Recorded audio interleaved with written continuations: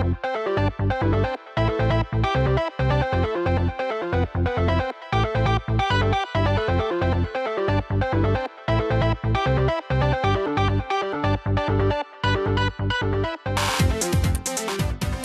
everybody, welcome back to the Graphic Multiverse. I'm your host Paul, joined with Robert. Hello there. How's it going, man? It's going, it's the weather is It's in Massachusetts anyway. It's what I want a summer to be, It's not too hot, it's not too cold, it's not a monsoon anymore. It reminds me of summers before global warming really started to kill us all. Yeah. I miss being a kid and liking summer. Now I kind of like when I was a kid, I couldn't wait for the summer. I dreaded the winter, and now it's reversed. I'm looking forward to the winter now, and because the summers have been, I feel like they just get hot. Like right now, I got this blue kerchief thing on. It's one of those where you wet it and it stays cool for hours. Mm-hmm. Dude, lifesaver. Get one, especially because you like to run. I have one from running, or I had one. It's probably in the trash now from sweaty grossness, but. Well, they are pretty clutch. It's made this summer bearable, and it's great because for me, because I have when I get my anxiety attacks, I get super nauseated, and so when I get nauseous, my body heat goes up. I start sweating. This has, I feel like, saved me from a nuclear meltdown. I mean, yeah, the meds are great, breathing techniques, meditation. This though, on the back of your neck.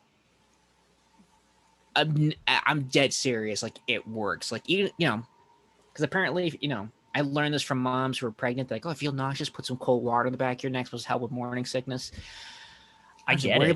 Yeah, I don't have to worry about. I'm morning hot in sickness. my basement right now. I wish I had one, but so good. But yeah, I'm not.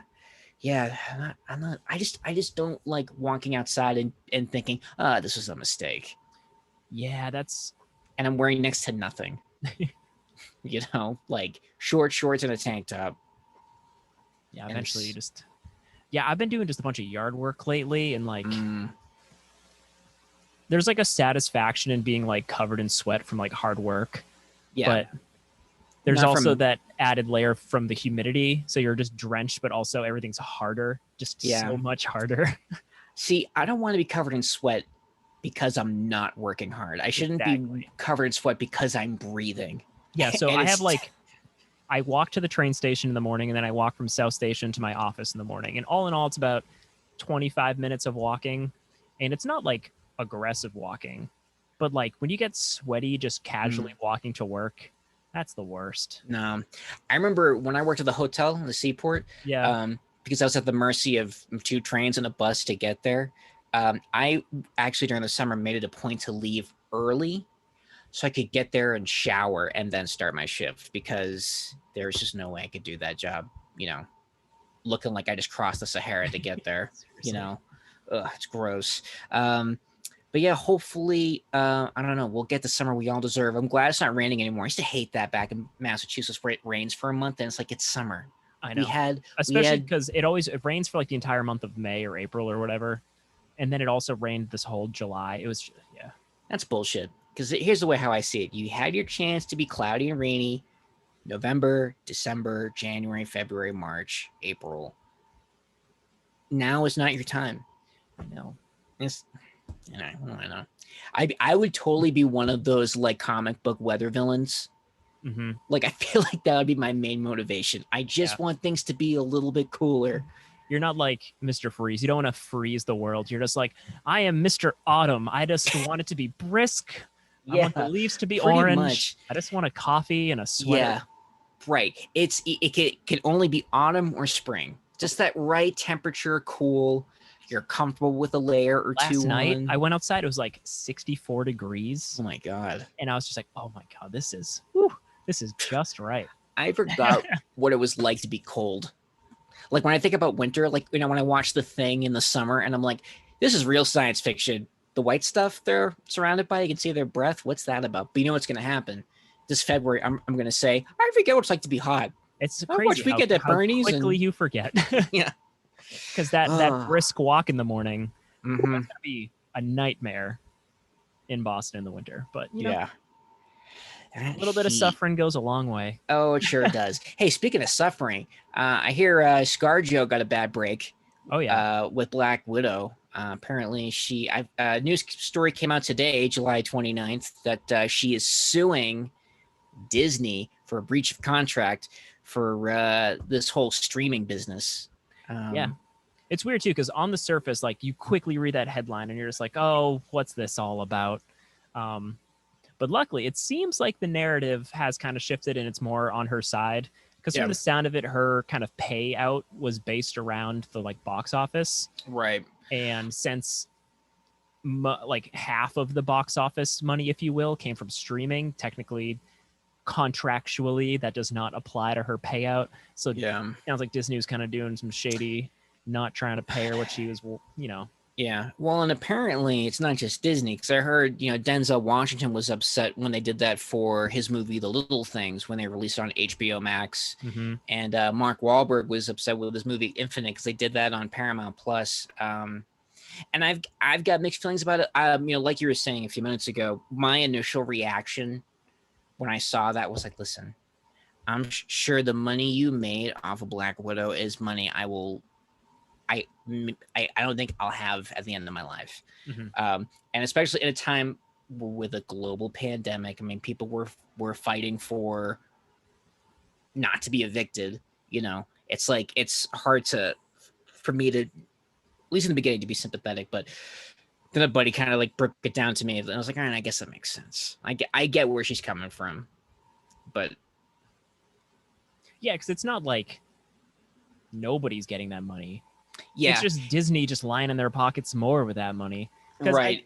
I guess I know a lot of people were she didn't make 50 million, she made 20 million. It's like, oh no.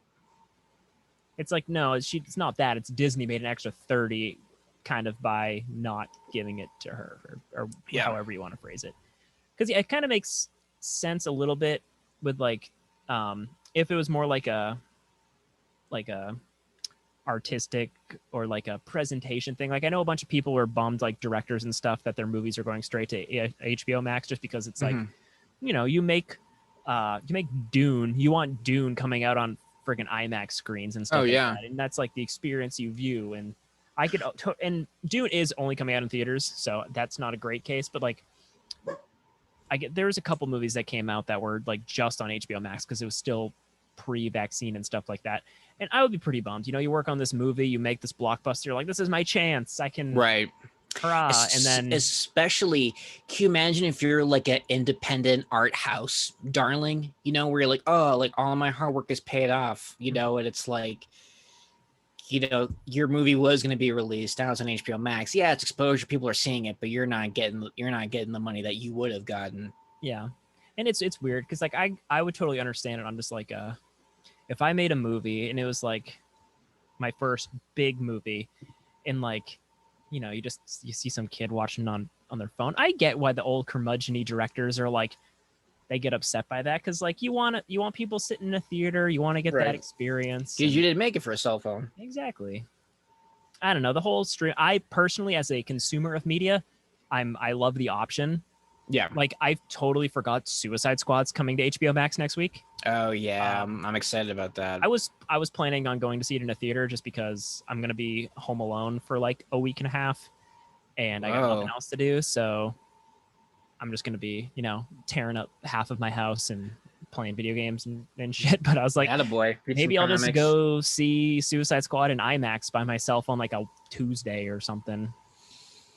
Catch that matinee show. Yeah. Yeah, it's interesting though. I mean, I'm curious to see how this case will move forward and if it kind of sets a precedent for, future movie contracts, 100%. as we march into a post-COVID, well, hopefully a post-COVID world. Yeah. I mean, it's, even if people think it's just like a celebrity trying to make more money, I mean, this could set a precedent that would help people in way less good financial situations than Scarlett Johansson. Oh yeah, I mean, like, oh, sorry, go ahead. I was just gonna say, like, there's a lot of people in Marvel movies that are just starting out. They're probably making a lot of money, yes, but not like Robert Downey Jr. money. Like, right.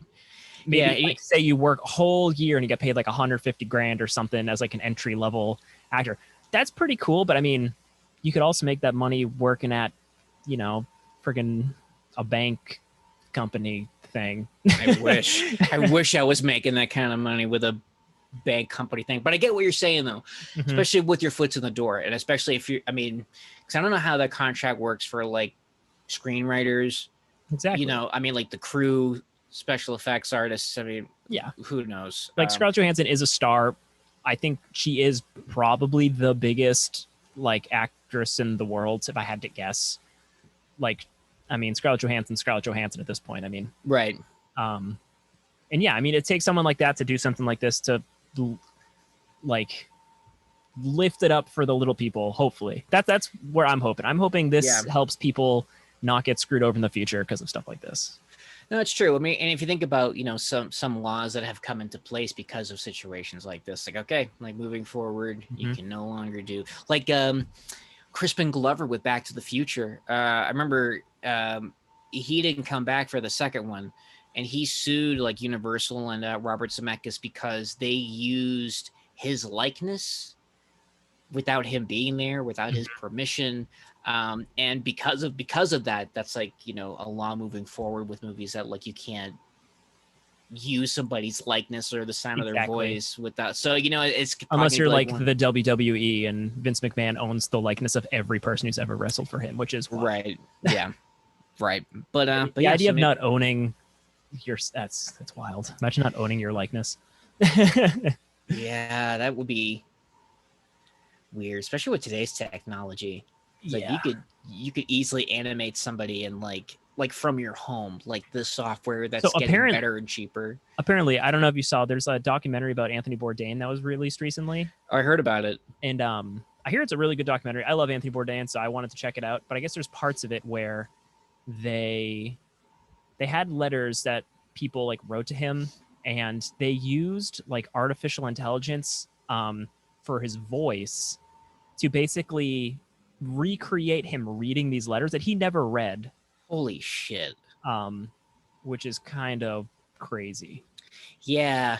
Like on the one hand, I think about how like, oh, if they do that with James Earl Jones, he'll be playing Darth Vader forever, no matter how many movies and shows they crank out. But I mean, if you signed a contract to be okay with it, then cool. But like, that's crazy that's where we're at. Yeah. That level of technology. That is wild, to say the least. But speaking of, you know, I guess the quality of production and voice work and animation, I'm really excited about tonight's main topic, which is we're diving into the recent release of Batman: The Long Halloween, based off of the graphic novel, the limited series from Jeff Loeb and Tim Sale. One thing I wanted to ask you right off the bat, what do you think of this style of animation that DC is using? Because this is their like third or fourth movie with this kind of Archer style. I was going to say Archer was the first thing that jumped out to me as far as like the art style. Obviously, Archer with some like... wow, my brain just turned off. Who was the... You said Tim Sale, and now that's the only name that's coming into my head. Oh, Jeff Loeb? Jeff Loeb and Tim Sale? Who was like the lead creative on the Batman animated series? Oh, Bruce Timm. Bruce Timm. Okay, yeah. Tim Sale, Bruce Timm. My brain's like, what is happening here? A little bit of that flavor sprinkled over Archer, but yeah. The art style... I didn't mind it. At sometimes it could seem kind of stiff, but there is certain scenes where there's action and it still is, it's animated with like more frames and stuff, and it still feels good. Yeah. Not a ton of action in this, but there is like the one scene, like the most like hand-to-hand action scene is probably Batman and Catwoman scuffling with those gangsters in that alley. Yeah.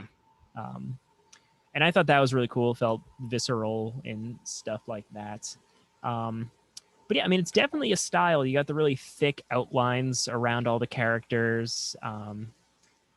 Very, I don't know. Overall, I think it felt like Batman. Like Gotham, I thought was animated really cool. Still with that Art Deco style and the weird mix of like modern and like 50s cars and stuff like that with iPhones. Exactly. It's like that's what I have always loved about the like animated Gotham City. It's that it's like the future, but it's also the 50s, and it's like I'm into it. It's the future. It's what we thought the future would look like in the 40s. Like if you went to a 1940s World Fair, like this is what the 60s would look like. Super Art Deco and cool, and that's like the style of Batman, like visually, that I love, and I thought this captured that pretty well. Yeah, I go back and forth on the animation because there are certain scenes where I'm like, oh, like it's really fluid, you know, and I think it looks good, and even some of like the facial expressions, and then sometimes I don't know, I kind of become aware that like is this like it's almost it doesn't have the same like organic quality of a hand-drawn animated thing, right? Yeah, it almost kind of feels if they like don't move, you can tell it's just like software. It's a non-moving piece of software. Like you can almost visualize the like animator hasn't hit like move. Yeah, that's what it feels like sometimes, that it's that it's almost like early like CGI Pixar kind of like super in the beginning, but it's one thing. So here's what I like and dislike about this kind of animation thing. On the one hand, you know, with DC's new line of animated movies, they all share this animation style, which is fine if you're building an animated universe, and no matter what character you're focusing on, it has that consistency visually. But I think if you're doing something standalone like The Long Halloween, like I think it's okay to like maybe like just take a break from that style, like the way they did The Dark Knight Returns. Like I love that they tried to really honor Frank Miller's art. I mean, I don't know how you would do Tim Sale's art, because while Tim Sale's art I think is beautiful, like I don't know how well some of that would translate. Yeah, animated. I would love to see someone try. Yeah, like, I'm sure you could do it, but I don't know. It'd be interesting, because it'd be like a moving like. Yeah, I don't know. They would have to take some. I don't know. Yeah, looking at pictures now, I'm just like, I don't know. Yeah, I mean, because it's, I don't know. I think it's still undecided. It's not bad. Like that's the one thing I want to say. Like I'm not trying to hate on it. I think I'm just kind of like, I don't know how to really feel about this. But I mean, the art like there was times where I'm like, this feels kind of stiff, and I think if there was more of that like organic quality you get from a hand-drawn thing, because there's always a little bit of movement just from the imperfections of the art form. Yeah. You know, I think what always kind of threw me off was the way Gilda looked, Gilda Dent. Yes, like very robotic. I have a lot of problems with that character in general. Yeah. They use her. Yeah. But she looks like she's like a cross between like a crash test dummy and yeah, crash test dummy, like an anime character. Like I feel like she came from Ghost in the Shell. Yeah, or like what's the android from Blade Runner? Rachel. She looks like Rachel from Blade Runner, but an anime and a crash test dummy. Yeah. I think, you know, just looking at the pictures now, if this was like a comic book, it would be really cool. Like, I guess just looking at the still images, like, oh, I could totally kind of buy this being like a, you know, a really cool. It has like the like color and like the inking style of like a mid 2000s like IDW comic. Yeah. It really does. I wanted to talk a little bit about the cast too, because I actually think this is actually pretty good cast that they put together. First of all, you have Jensen Ackles, who is in fucking Supernatural. He's one of the brothers with the short spiky hair. He plays Batman, which I didn't know until after I saw the first one, and I was like, wow, I think he's actually pretty good Batman. Yeah, Batman early in his career. I didn't really look up any of the voices until just at the end when the credits were rolling. I was like, oh, look at that. But yeah, I agree. I think everybody here did a really good job. voice acting wise. Yeah. And I love that they have David, I'm gonna butcher this kid's name, I'm so sorry. David Malchin. He was in The Dark Knight. He was the schizophrenic that he was interviewing in the alley. And he's playing the polka dot dude in Suicide Squad. He's in Ant-Man as the Russian dude with the pompadour. I thought he was a cool calendar man. Jack Quaid from The Boys. Troy Baker was the Joker, and Troy Baker's a really kind of prolific video game voiceover actor. Yes, he is. Yeah. And I thought, honestly, when I was listening to that, I'm like, if this isn't Mark Hamill, whoever's doing this is doing a great Mark Hamill Joker. Yes. Yeah. If anything happens to Mark Hamill, Troy Baker can carry on the Joker torch. And I don't think he took many like liberties really trying to stand apart in his Joker. But I mean, if this is his first go at playing Joker, I guess he can prove to anybody who doubted him. He's like, don't worry. Like, worst case, I'm this kind of Joker. Don't worry. Yeah, and who knows? They probably told him, like, listen, just do what Mark did. Mark was scheduling conflict. Just don't try to make it. I mean, who knows? Who knows how that direction was? And I like that they had Titus Welliver in this as Carmine Falcone. He's oh god, he's been in a ton of movies. He's a guy that you recognize from everything. That's how I describe it. He's like a character actor that's just in everything. He was in The Town, Argo, but he's also in this great Amazon series called Bosch. If you like detective stuff, he's also in an episode of The Mandalorian. I mean, he's got quite the resume. But he's also a huge nerd because I saw that he was doing a video for Sideshow Collectibles. And it's so funny because he's from Connecticut, but he's a total New Englander. Like, like he's got the accent. He was wearing like a Red Sox t-shirt and he's like, just like showing off his like comic book collection. I'm like, this is cool because I would have pegged this guy to be a nerd. Closeted nerds. I like undercover nerds. Like those are just gems to find. Because he looks like he would be somebody that my dad would drink with, and he's like, that he's like a huge comic nerd. It's like, yes. But yeah, and you got Billy Burke as Commissioner Gordon, and I know him as the dad from the Twilight movies, but he was really good in this too. Yeah, and then he probably could play a good Jim Gordon in a live action movie too. I think he's got that. Yeah, he totally could. That haggard, crazy clowns are beating me down, messing with my city look. Yeah, and we were talking before we started recording. Naya Rivera played Catwoman.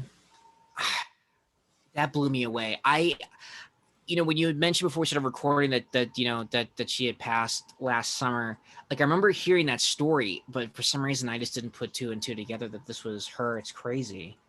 Yeah, I thought she did a great job. I liked, like, I mean, this is more like just the Long Halloween being a great story to turn into like an animated movie, but like, I just thought her characteristic, like, I thought it was a great Selena Kyle. I thought like the relationship with her and Batman, I thought was great. All in all, it just made me want to go back and read Long Halloween as far as the movie goes, even though I've only seen part 1. You've seen part 2 as well. Yep. And you were saying like, it gets kind of long. It's kind of lame. They don't, just do it all in one. And I think 100%. So what was it? Part 1's like an hour 20-ish. Yeah, somewhere about they could that. Totally, standard movie length. Totally could have cut 20 minutes out of it. And yeah, just smashed it together with part 2, make it like a 2-hour something movie. And yeah, I think it's weird the stuff that they did cut out. But I was going to say one last thing about the cast was just Josh Duhamel. Yeah, he was a good Harvey Dent, and he's a great. He does Two-Face too in the second part, and it's really good. Like it's he almost sounds like the Two-Face from the animated series. Oh, nice. Yeah, it was really cool. The Long Halloween is. I don't think people realize how even though it came out like 2000, 2001. So it's about, over 20 years old now. But I think it's pretty influential to the Batman just mythos, because one thing I didn't realize, like I kind of forgotten about, was how much Chris Nolan and David Goyer took from this. When I was watching that, I'm like, this is Christopher Nolan's Batman in animated form. Like this is like when they and even when I flipped through the comic afterwards, like the scene of Gordon, Dent, and Batman on the rooftop. 97. This was even older than that. Wow. Oh, maybe I was thinking of Dark Victory. I think Dark Victory was one. I think I bought that in issues, and this is a trade. But yeah, I mean, when you look at the scenes of Dent, Gordon, and Batman on the rooftop, it's like Nolan had been reading this, being like, I want to film this. I want to film this interaction. That also, it's, even though it has the Joker and stuff like that, like this is very much like the gangsters, which the Nolan movies really focused on, like the exact same gangsters. Oh yeah. Well, I mean, it's, hold on. Sorry, I just got a file error from my Audacity. I don't know what's going on with this thing. Sorry, it literally just crapped out on me. Sorry. It's fine. We got the backup. We can keep rolling. Okay. But yeah, I mean, I definitely always liked the premise of like that the gangsters were desperate. They were willing to do anything to get Batman out of their hair, and it opened up Pandora's box of nightmares for the city and the gangsters themselves. So yeah, I did like that, and I've always been a fan of like Batman taking out, or Batman versus gangsters, the mafia. I always liked kind of the more grounded detective-y ones, and I like how this is like set kind of early in Batman's career. In the first part alone, several times people are like, man, you got to get better at being a detective. Yeah.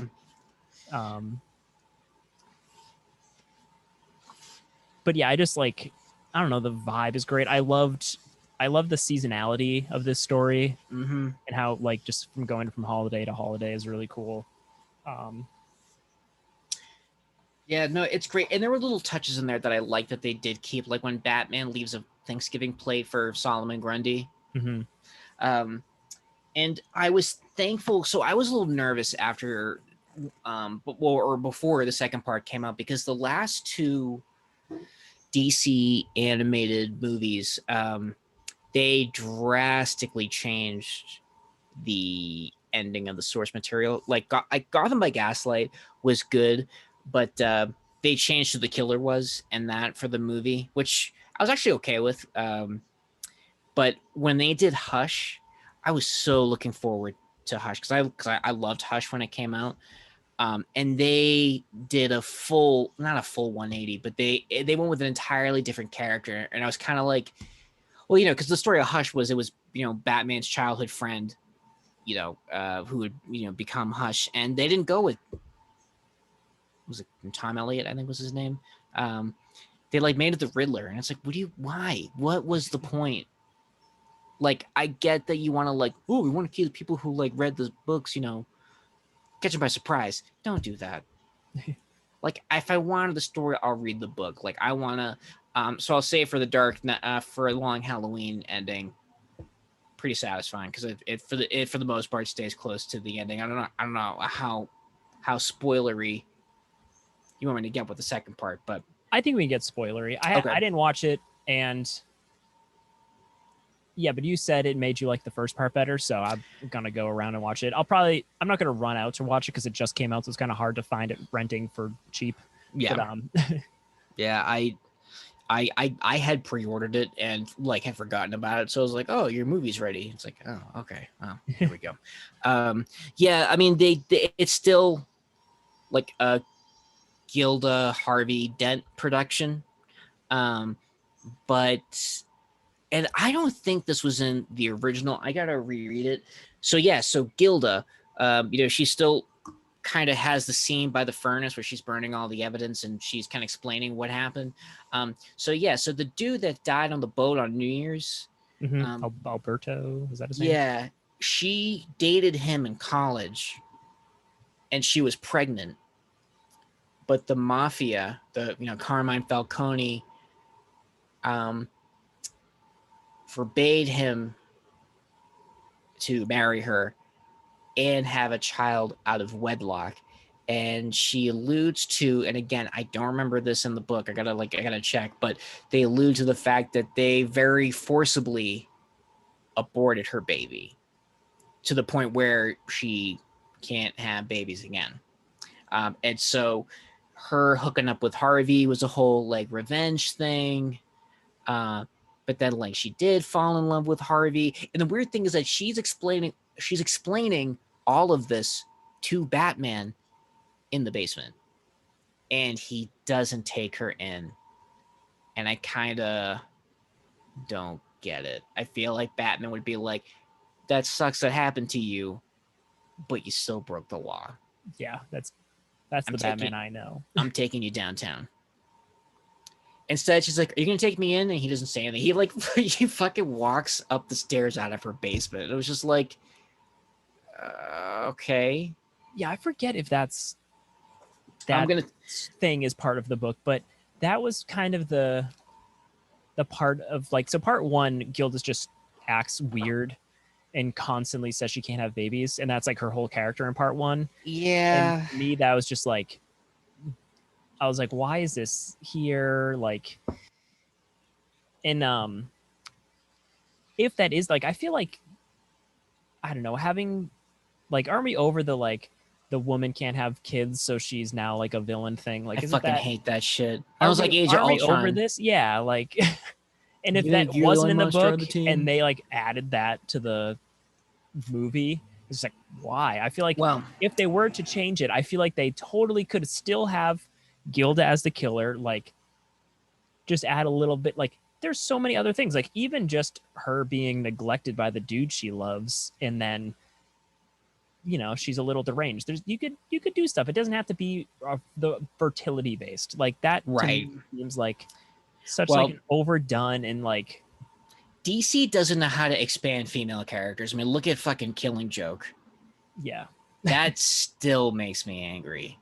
But I have it here. The scene. So she's like, Harvey, I did what needed to be done.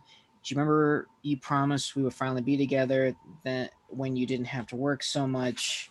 I read your case files about taking serial numbers off of guns and how a baby nipple would muffle the sound, and clues are left at murder scenes. And I thought that if I did that, Batman would think it was someone extraordinary and not me. Not me. I used your hat and coat for a disguise and left those things at the killings. Johnny Vitti was the first, then again on Thanksgiving, I left the hospital while you slept, and again on Christmas. But then Alberto Falcone was shot on New Year's, and you came home late that night. Your hair was wet, even though you were wearing a hat. I found the gun in the basement. You told me it was evidence, but I knew you had the same idea as me. You picked up where I left off so we could have time together, a child, a secret. Let them think it was Alberto. No one will ever find out because they didn't have you to help. You are my Apollo. You can do no wrong. I believe in Harvey Dent. Nothing about, oh, I fucked Alberto in college and the mafia wouldn't take me in, so they took the baby and like it. I feel like, yeah, that again, maybe that backstory is in the book. I haven't read in a long time. We're both not super caught up on the book, but still, I think just that last line, that's so good. That's such a good, tight bit of little storytelling right there. And like, and it's a great bookend because the start is Bruce saying, I believe in Gotham City. Mm-hmm. And then that last page, it's, it's just a nice bookend. Sorry, the absolutes are a little, but yeah, so the ending there when she says, I believe in Harvey Dent, like it's almost the same. Like Mm-hmm. I live for shit like that, where it's like, the same shot, the opening is the same as the closing. And honestly, like I remember when I read that, I don't know, 14, 15, that blew me away because I just didn't, like Harvey Dent made sense, her being in on it.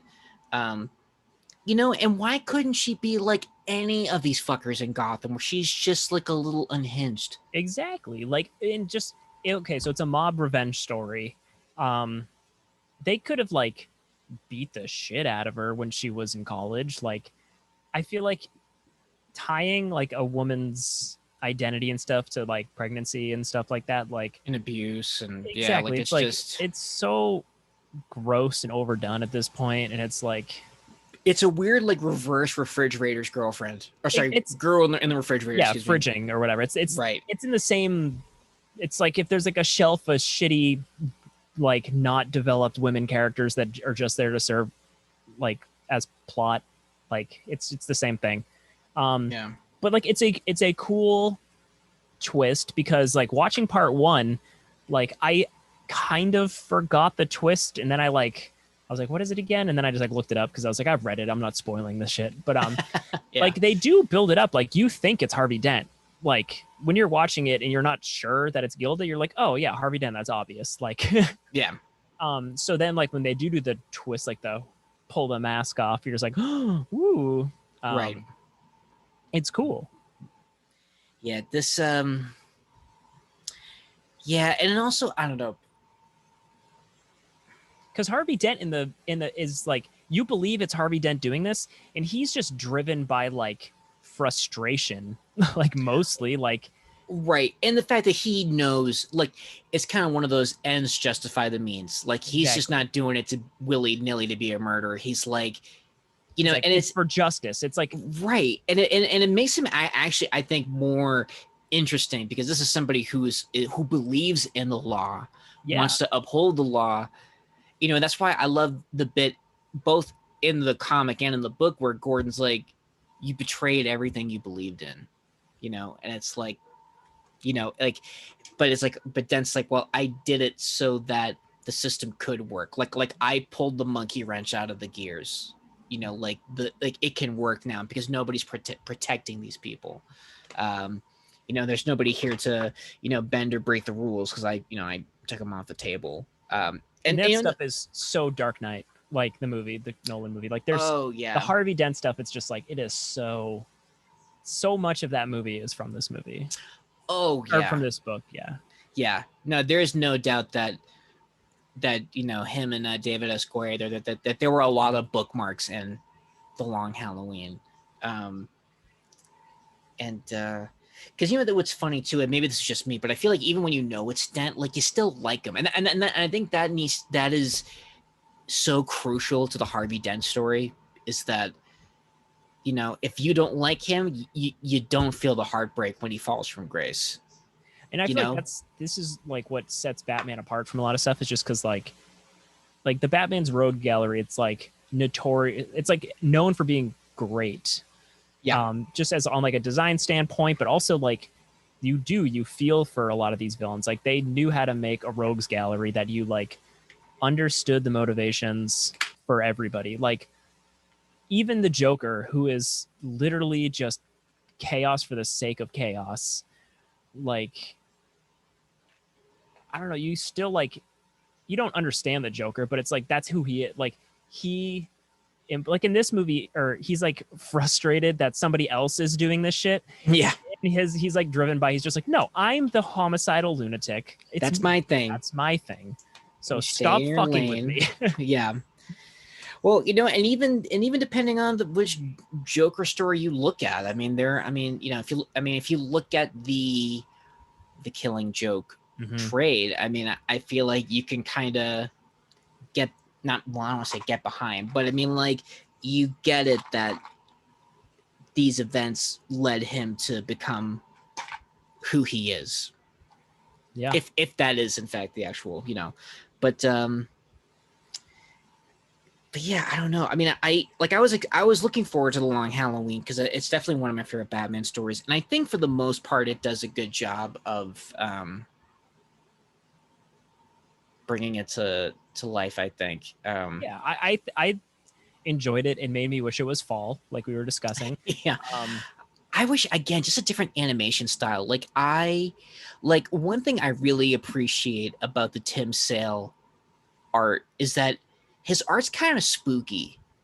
Like there's something, it's kind of like Tim Burton, I think, where it's really cool looking, but everything just seems off.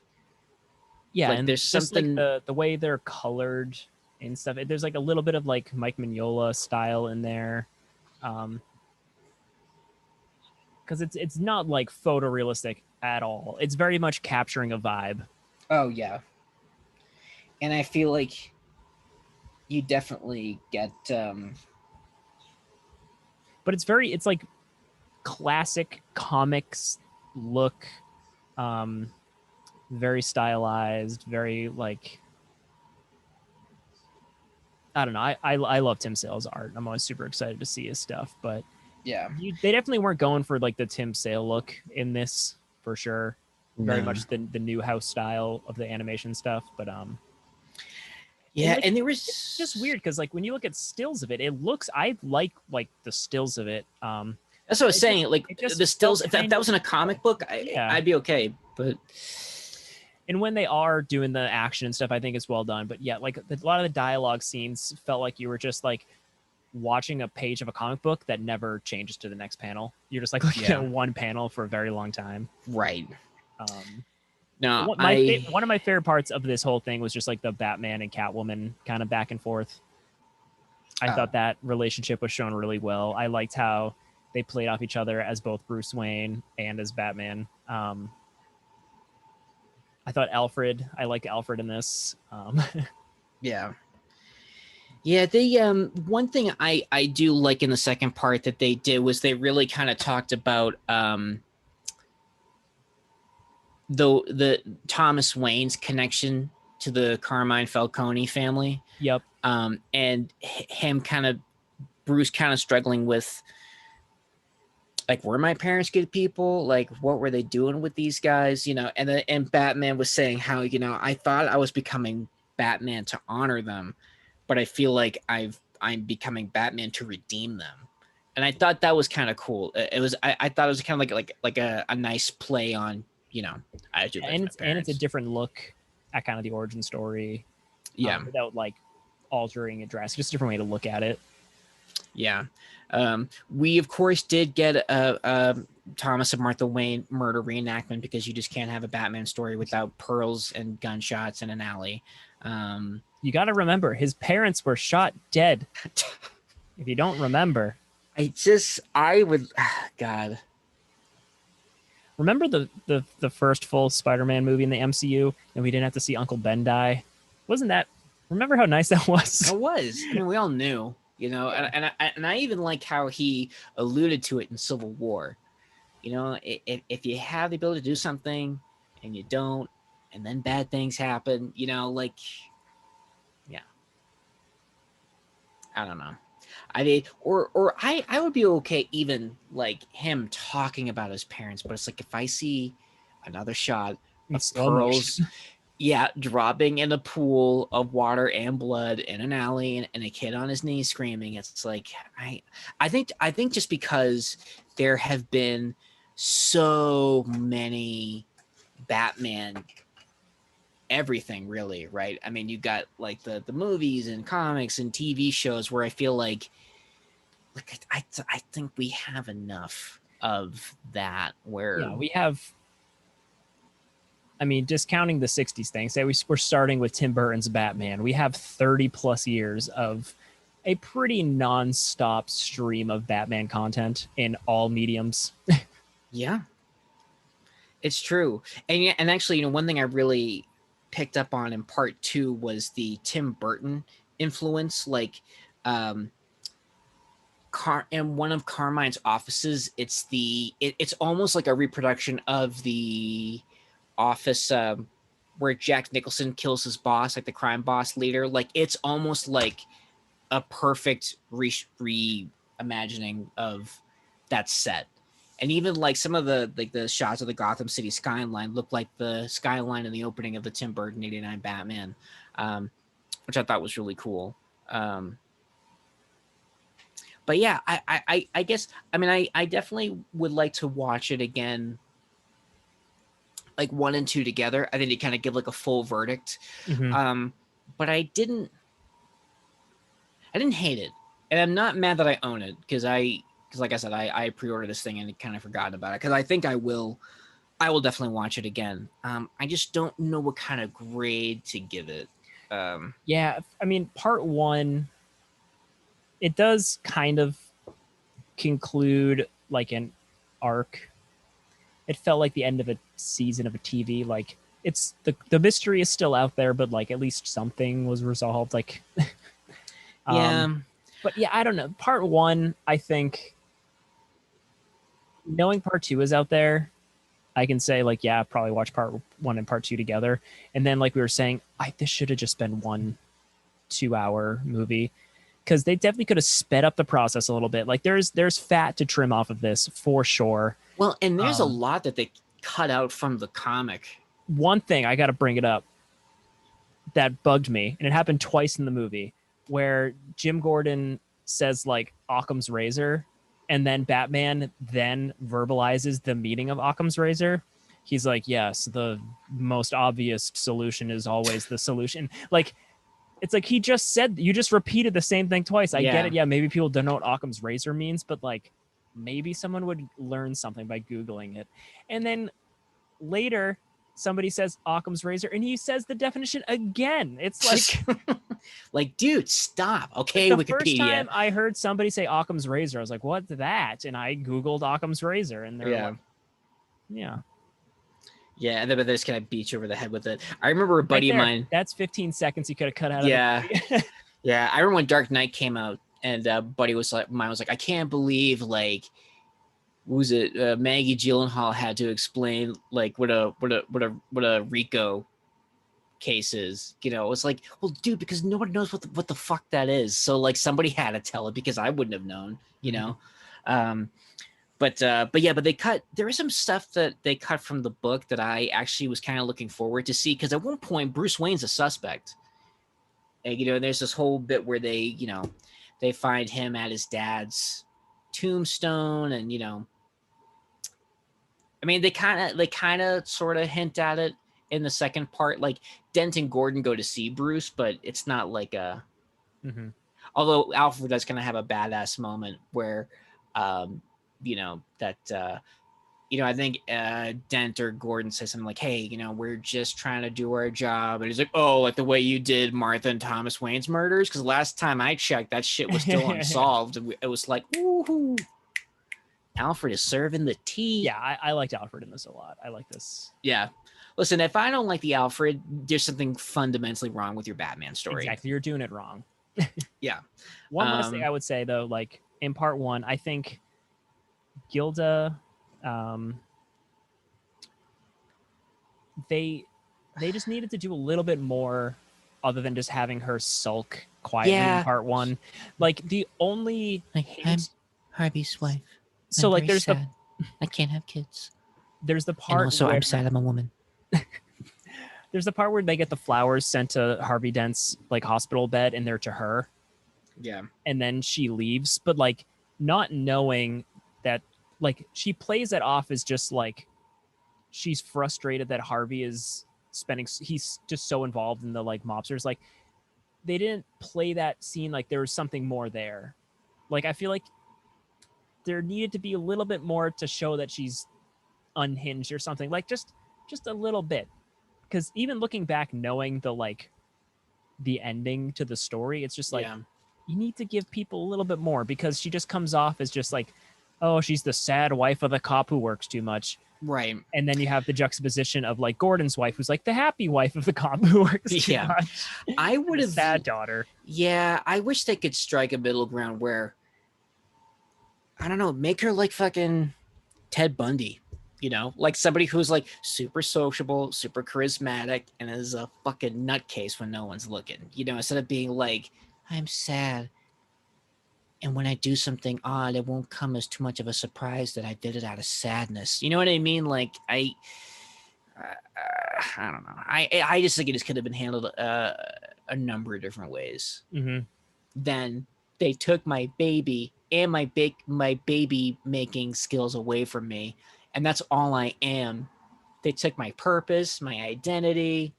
It's like, okay, like, yeah. I mean, I'm just kind of repeating what you're saying. Just that it's just crummy. It was like I was really enjoying the second part up until then, and I'm like, you guys, you could have stuck the landing with this, and then you didn't. But still not as bad as The Killing Joke or some of the dialogue and other Batman stuff where like, God, I forget what Batman movie was. Maybe it was Bad Blood, but the way Nightwing is talking to his girlfriend over the phone, you'd think these nerds had never talked to a woman before. Like, rough. Like, listen, you want me to believe in Ra's al Ghul coming back from the dead? I can believe that before believing this dialogue because it is trash. But yeah, that's some of the dialogue is pretty rough in this, but it's whatever.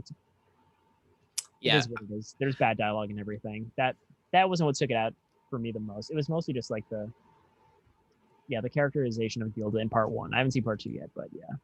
Yeah, I think it'd be kind of fun to revisit and kind of get your 2 cents on it. I definitely want to watch part 2 in like soon-ish, probably before we record another episode, just so it's fresh on my mind. Yeah, if you can't, because actually, maybe I'll do that tonight. Maybe I'll just rewatch part 1 and 2, because, like I said, because I didn't hate it, and I liked it. I just don't know to the extent of my like, but I think the biggest thing for me is just the animation. Mm-hmm. And because especially when you like watch something like Mask of the Phantasm or something, you're just like, oh, man, no one took some cues from that too. I watched Mask of the Phantasm. I think it was like this year. I think it's still the best Batman movie of all of the Batmans. Like, yeah, but yeah, even that kind of has the same like Mafia turned to somebody unstable to take out the Batman. Mm-hmm. But there's something that I just really miss about hand-drawn animation. Yeah.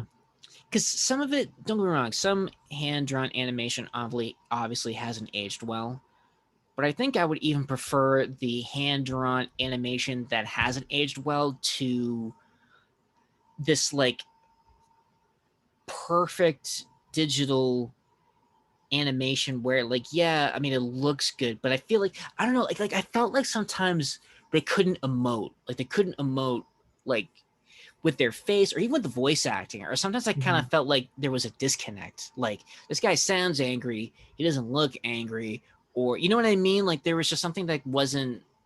Yeah, and I'm hoping as like technology progresses, like there is a way to, like, I understand nobody does hand-drawn animation because it's incredibly labor intensive, expensive. It takes so long. It's hard. It takes forever. A lot of the people who like specialize in that are kind of aging out of the business, unfortunately, and stuff like that. But like, I just hope that visual like look doesn't go away, because like CG movies in general, I feel like they're finally getting to a point where they're kind of changing the style. It's not just like Pixar trying to get more and more realistic and then being Pixar-ish. Like, I feel like Luca, the newest Pixar movie, like did a really good job kind of taking a more cartoony style and like kind of taking more liberties with like the look. And I feel like I've seen some computer animated stuff that looks more hand-drawn, and I just hope that art form doesn't go away. Yeah, no, I hear you. It's almost like, have you seen the previews for What If? Yes. I feel like What If kind of has that same animation feel that Long Halloween does, where it's like, I'm sure the designs were hand drawn and it was all like computer. It's all like rotoscoped, I think, is the technical, like, initially like rotoscoping is like when people would like paint over a film thing and like make it that look, but or cell shaded in the video game world, it's where they like basically draw over the polygons to make it look hand drawn. But yeah, it's just this year I remember watching Akira and just being like blown away at just the craftsmanship and just the fluidity of the animation, just the detail, and just like hearing about like the painstaking like process that was, and then watching something like Princess Mononoke and just being like, oh god, these are so beautiful. Oh my god, yeah. That reminds me. And then watching like just the Disney classics, like oh my god, you look at Snow White. It's amazing, like unbelievable. I think even the Disney stuff now, you know, because they're Disney and they got the Disney money, it's kind of leaps and bounds. But even like you look at Toy Story, I mean, like Toy Story, you watch it now and it looks a little dated. Oh, it looks very dated. So I've been trying to find anything Max will sit through. He's 2.5 and he will sit and watch a YouTube playlist of like 3-minute videos just back to back to back for like an hour and not move. But then I was like, let's watch Toy Story. Yeah. After 10 minutes, he's just up throwing stuff against the wall again. It's just like, just that attention span is not there yet.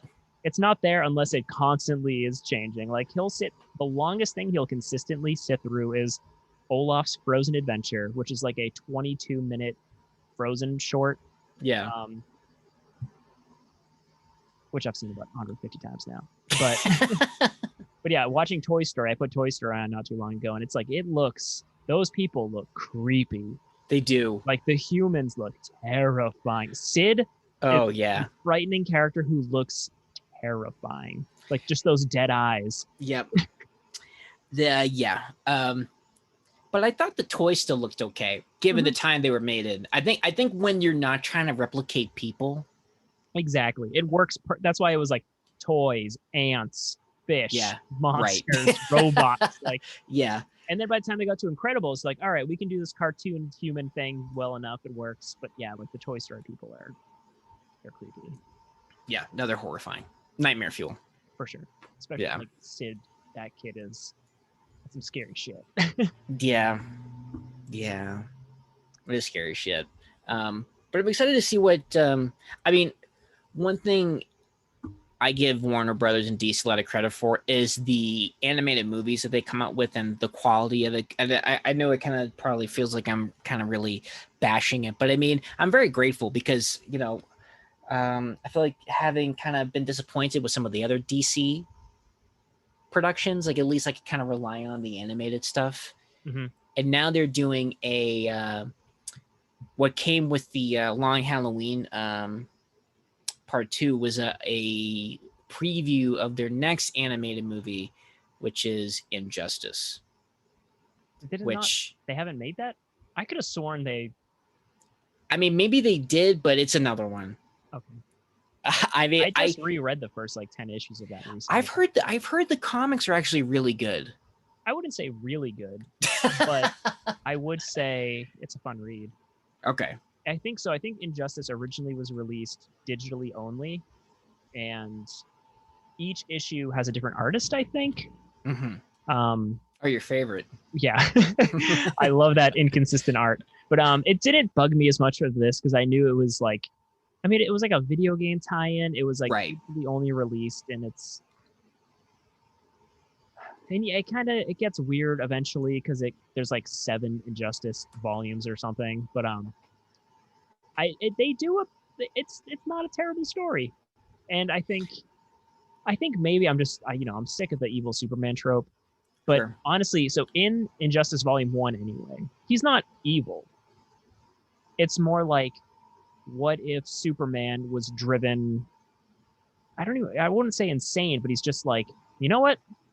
I'm just going to make the world a better place by doing everything. So it's like with or without the world's permission. Exactly. It gets a little, I don't want to say like fascist, but it's like, I don't know what other word for it. Like, sorry, I thought it was funny. I don't want to say fascist. It gets fascist there eventually by like volume 3. It's just like fascist dictator Superman, but it's like he still wants to do the right thing, and like, I don't know. Injustice, it's a cool storyline. I think people should read it if they haven't. I just feel like they should have let Zack Snyder make that movie, because if he just made an Injustice movie, I probably would have a very different feeling towards it. The end of it or whatever, the little teaser thingy was very much an Injustice thing. Yeah, the evil Superman, but yeah, I mean, I'll check out an Injustice movie. I'm happy they just keep releasing these animated things, and if some are great, sweet. If some suck, keep trying. Yeah, I mean, I don't know. I always thought that they should have done like like if they had done like a big budget animated movie series released in theaters. Like I think that would have been kind of a cool. I was hoping the success of Into the Spider-Verse would kind of, you know, liven up that possibility for comic book things. Oh my god, can you imagine if there was like a series of Justice League movies like that, or like The Flash, like Green Lantern, like in that style? Dude, I would be first in line for that. I'm not even mean like that. That style is so specific. But well, I'm sorry, not that. You know what I mean? Like kind of like a within that movie. Yeah, it's right. Like I think where it's not quite, not the they were given a full movie's budget. Yes, to make a movie. Yeah, it would have. Yeah, great. Yeah, not Into the Spider-Verse starring the Flash. Just that budget. Of course, yeah. And like, it's just so weird to me. It's like they're clearly marketing things to everybody at this point, but like DC movies skew older. Like I'm not bringing my like 6-year-old to watch Zack Snyder's The Justice League. Like they would fall asleep, they'd be scared, they'd be like, why is that woman sniffing that sweater? But like if there's a colorful, exciting animated like the Flash movie, like every kid in the world would want to watch that. Like hell, even an Aquaman animated movie.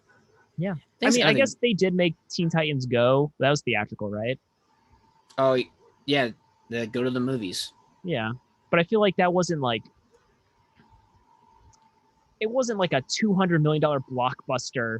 They like put it out in theaters for like 2 weeks. It was like they didn't market it like crazy. I feel like you just, I don't know. Yeah, and it's almost it's kind of meta too because they're commenting about the the comic book film industry and.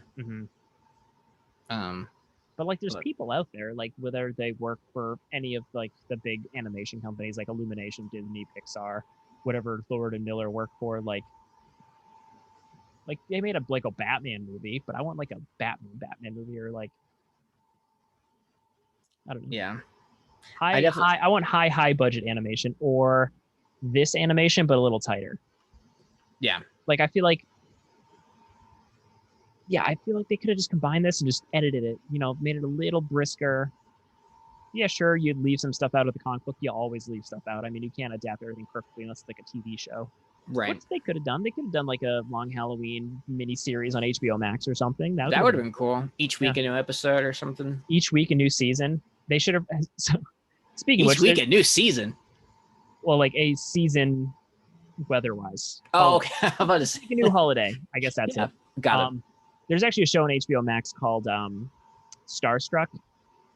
It's about like a girl meets like an actor and they have like this on and off relationship, and each episode is a different season. Like it's like summer, fall, winter. Oh, that's cool. And, it's a funny show. People check it out. But Starstruck. Yeah. All right, cool. It's like 20-minute episodes. It's great. Excellent. Well, always looking for things to watch. And are we at that time now? Are we talking about what we're at that? Okay, sorry, because my concept of how long we've been doing this has been ruined. Oh, I have no idea. This will probably be actually, it's going to be a normal length episode. So okay, well that's good.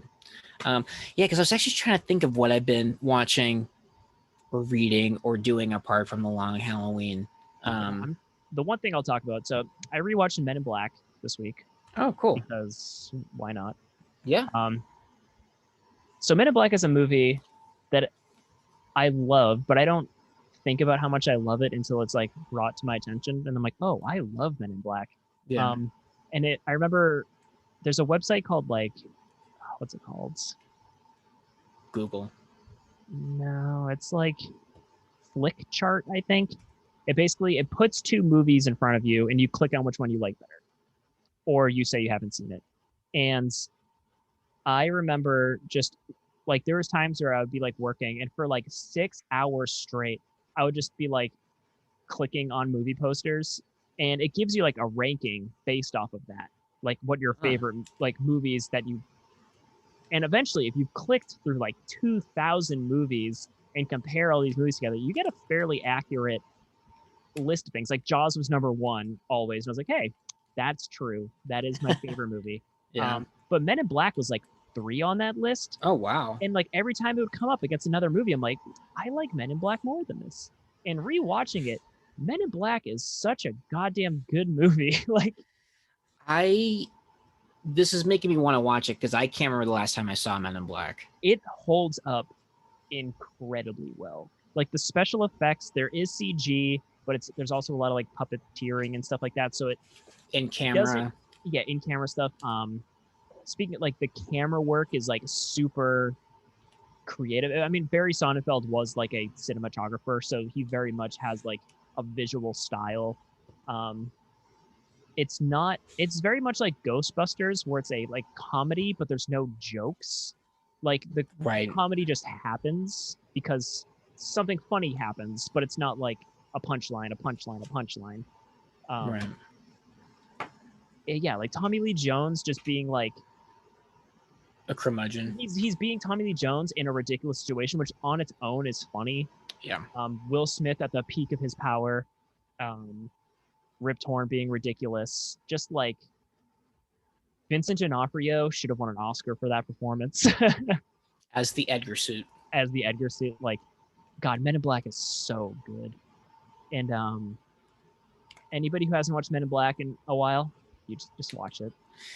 Man, I'll have to check that. I'll have to check that out again. I'll check out that website too, because I want to. Flickchart. It's fun. It's a good way to pass the time. It's like a very passive way to just like, if you're like feeling fidgety, you just click. And yeah. So also related to Men in Black, I actually, like, at the beginning, it always pops up. It's like based on a Marvel comic, Men in Black, and I know it's not actually a Marvel comic. It was like released through Malibu in the early '90s, and then when Marvel bought Malibu, it became a Marvel comic.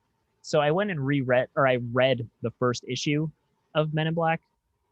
And it is very much like a late 80s, early 90s, like indie comic. It's black and white, very like gritty and ridiculous, and way different vibe than the movie. Like, it's more like X-Files meets like Dirty Harry or something. Like, oh boy. A lot of the elements are there that they take for the movie, but I definitely think the direction they took the movie in, I'm glad they went with that, because it's not as fun as the movie is. Got it. Now, did you say it was Lick Chart? Flick. Okay. Yeah, because Lick Chart, something else. Good to know. I still bookmarked it, but it's something else. It's like Lick Chart. Like, oh God, where did Rob take me? I'm gonna check that out. But yeah, I remember hearing Men in Black was based on an actual comic book. It's kind of like how like The Mask with Jim Carrey is based off of a comic book. Yeah. A comic book. I've always wanted to read it just because it's crazy. It's ridiculous, over the top, and gory and shit. And that's always been like such a wild thought to me, because again, there's like, let's just make this into like the lowest common denominator, like comedy. Yeah. It would be kind of interesting to see them do like a comic book accurate version of The Mask, except I don't know. Stanley Ipkiss in the comic is like kind of an asshole, and he dies like pretty early on, and it's like, okay, so I think somebody saw the potential of this story and made it. Like, I'd be okay with, like, you know, a guy down on his luck finds a mask, gets powers, whatever, but does it in a more, I don't know. I mean, even the original Mask itself was kind of violent. I mean, doesn't he like shove like a fucking pipe up like garage people's butts or something? Yeah, it's there's definitely some violence in the first one, but it'd be fun to like do a series of like reviewing movies that you didn't know were based on comic books. Exactly. Or like, because back in the 90s there was like a fair amount of them, but they were like wildly different from the comic books. Like, oh yeah, I think Mystery Men, Judge Dredd, Tank Girl, Road to Perdition. That yeah. God, I remember watching that in one of Monica's classes. Have I seen? I have never seen or read Road to Perdition. Road to Perdition, I think you would like it. It's, you know, period piece, gangster movie. Daniel Craig is in it, Tom Hanks. And it's also directed by Sam Mendes, who did Skyfall and American Beauty. So, and it's a beautiful looking movie. And yeah, I've seen stills and like it does look very nice. So I'll have to check that out.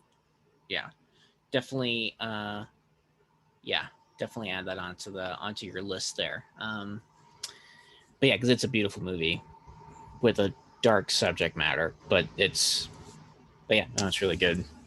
I'm trying to think, what the hell have I been doing? I don't even know anymore. Time bleeds together. Like, I feel like I was just talking to you yesterday. It was like, oh, I'm free to record tonight. Like, didn't I just talk to you? Didn't we just do an episode? Yeah, time is a flat circle. Yes. Oh, not at all comic book related, but I was pretty excited. I think you all know about my undying love for the Foo Fighters. They released a surprise album recently, and it's a cover of Bee Gees songs, and it's really good. When I told Ange about it, you know, because Angela loves the Bee Gees, she loves disco, but it got our seal of approval because I played the music video for You Should Be Dancing, and got an A. And it's like only like 5 covers, and then like the rest is like kind of like their live stuff. But yeah, it's pretty good because they really keep the disco in it. So That's they don't cool. try to check that out. Yeah, they don't do like a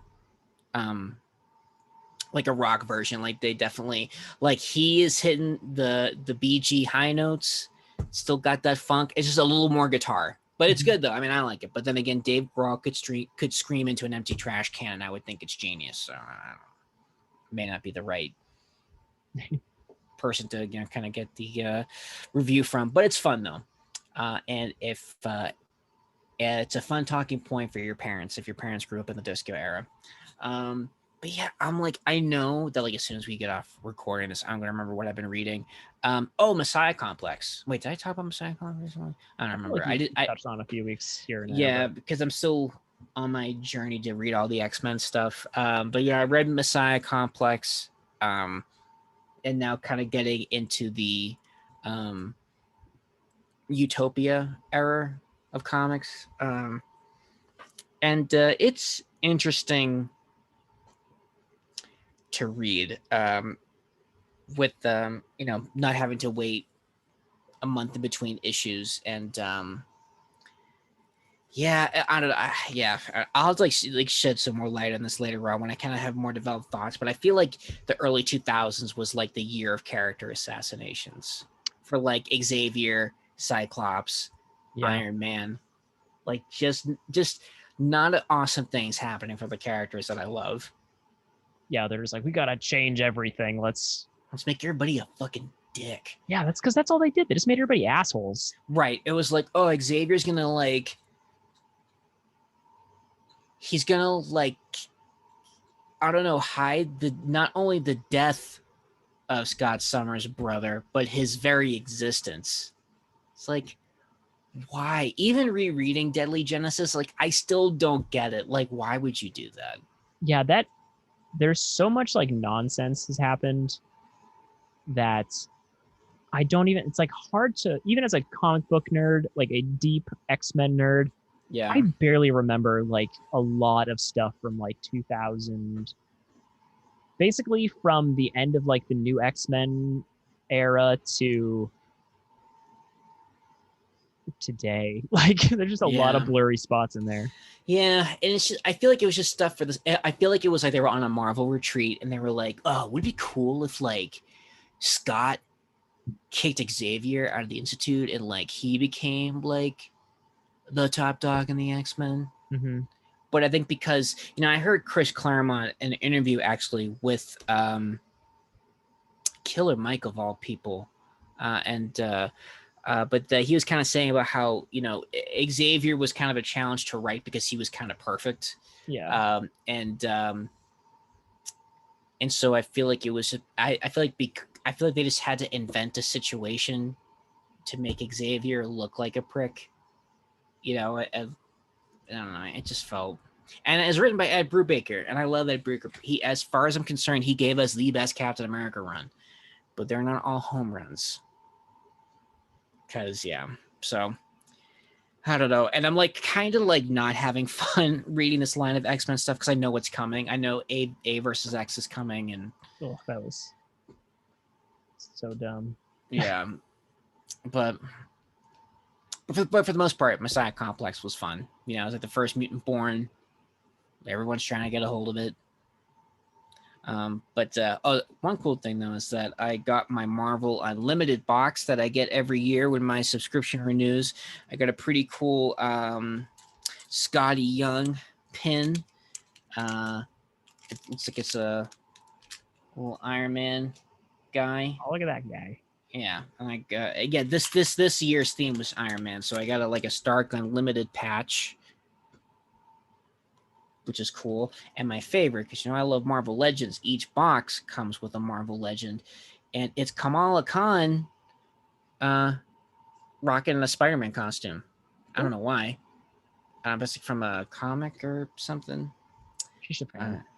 Yeah, but I don't care because it's cool and she's cool, and make for interesting Halloween decoration. Like, oh yeah, it's her going out as Spider-Man on Halloween. Oh, they did release Marvel Legends released one of the next waves coming up, and it's What If. Well, it's actually technically like a Disney Plus Wave 2, but a majority of the characters are What If. And Captain Carter, that's happening. I'm getting that figure. And Zombie Captain America. Ooh. Which looks great. I'm curious about the Marvel Zombies episode. I am too. I just see Bucky fighting Zombie Cap and I'm sold. Like, I wonder how much they're going to take from the comics and how much they're going to just run with whatever they knew. Because I always loved kind of the origin of Marvel Zombies. It was like an Ultimate Fantastic Four run where like the zombie Reed Richards brings him over there, and then Magneto is like the only one who's not a zombie, and I was like, this is cool. And then and that was like, it was like right around that time too, where like zombies were kind of having a resurgence because you had The Walking Dead, and they got Kirkman to write the first volume of Marvel Zombies. Yeah, I think it was Mark Miller or somebody. It's one of the Ultimate Universe like originators that wrote the Fantastic Four run. But you still reading those? I think the last time I talked to you, you were saying that you had read like Ultimates. So I basically caught myself up in the Ultimate Universe up until Ultimatum, and then I was like, I'm going to stop here. You got to read stuff afterwards, though. By Mark Miller. I have read a lot of the stuff. Oh, okay. It was more like a reread of a lot of the stuff. Yeah. The Ghost Rider stuff is good. There's a lot of really cool stuff that comes out after, but it's not like when you just read like this pre-Ultimate, it's so good. It holds up still. So many cool ideas. I think I'm just gonna go back and reread Ultimate X-Men and Ultimate Spider-Man maybe. Dude, both so Spider-Man good. is just like hundreds of issues of just like fantastic.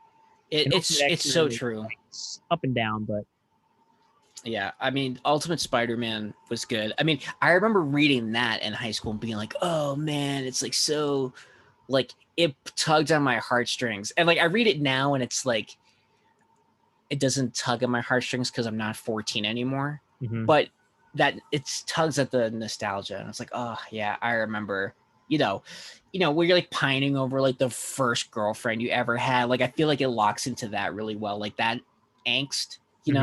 Like, oh man, Aunt May will let Mary Jane come over. What a bitch. It's like, oh yeah, I remember those days.